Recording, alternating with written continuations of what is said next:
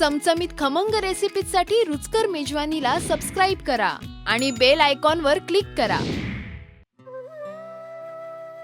गणपती जवळ येत चाललेले आहेत आणि ह्या अगोदर मी तुम्हाला उकडीचे मोदक, तळलेले मोदक, परत खजुराचे मोदक असे बरेच मोदक दाखवलेले आहेत, पण तुम्हाला मी चॉकलेट मोदक दाखवलेला नाही. तर आजची आपली रेसिपी आहे चॉकलेट मोदक. सुरुवात करूया. गॅस सुरू करूया. मी इथे घेते 300 ग्रॅम मावा, तो किसून घेतलेला आहे.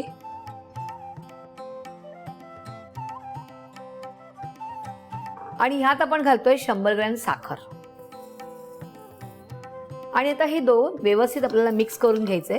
साखर आणि मावा एकजीव झाला पाहिजे, साखर त्यात वितळली पाहिजे. तोपर्यंत वाट बघायची. म्हणजे जवळजवळ 15 ते 20 मिनिटं किंवा जास्तही लागतात कधी कधी.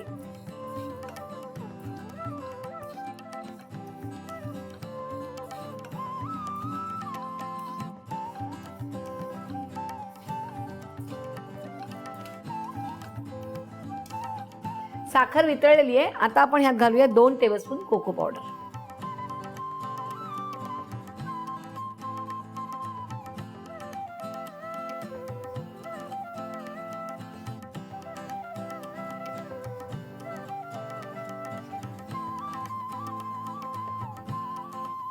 मावा आणि साखर आणि कोको पावडर हे तिन्ही एकजीव छान झालेले आहेत आणि आता छान असं ते फिरते कढईमध्ये. तेव्हाच आपण काढून घ्यायचं. गॅस बंद करूया आणि हे ह्या प्लेटमध्ये काढून घेऊया.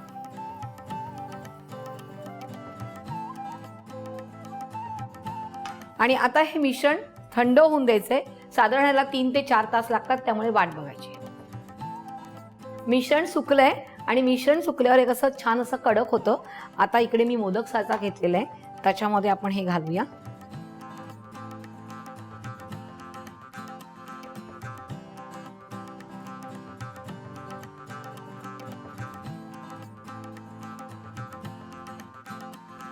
हा मोदकाचा साचा तुम्हाला कुठेही मार्केटमध्ये अवेलेबल आहे. तर अशा प्रकारे आपण बाकीचे मोदक पण करून घेऊया.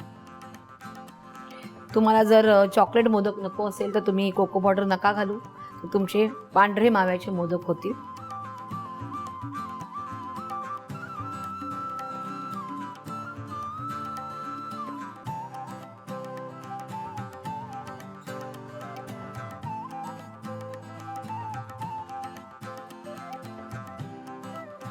आपले चॉकलेट मोदक तयार आहेत. तुम्ही करायचेत आणि मला कमेंट्समध्ये कळवायचे. आणि तुम्हा सगळ्यांना गणपतीच्या हार्दिक शुभेच्छा. गणपती बाप्पा मोरया.